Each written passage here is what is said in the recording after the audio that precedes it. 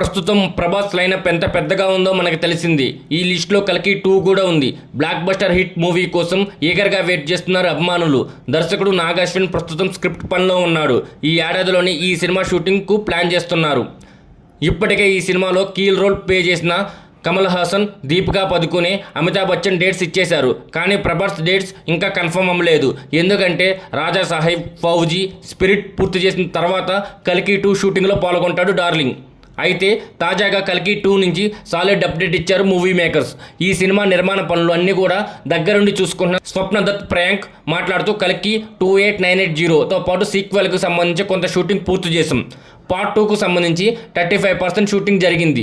ప్రస్తుతం pre production పనులు శరవేగంగా జరుగుతున్నాయని తెలిపారు. అలాగే ఈ సినిమాలో దీపికా పదుకునే నటిస్తుందా లేదా అనే విషయంలో కూడా క్లారిటీ ఇచ్చారు. సందీప్ రెడ్డి వంగ ప్రభాస్ కాంబినేషన్లో రానున్న స్పిరిట్ మూవీ నుంచి దీపికాని తప్పించి తృప్తిని తీసుకున్న సంగతి మనందరికీ తెలిసింది. ఈ నేపథ్యంలో కల్కి 2లో దీపికా పరిస్థితి ఏంటి అనే సందేహాలు వెలువడ్డాయి. దీనిపై కూడా సాలిడ్ అప్డేట్ ఇచ్చారు.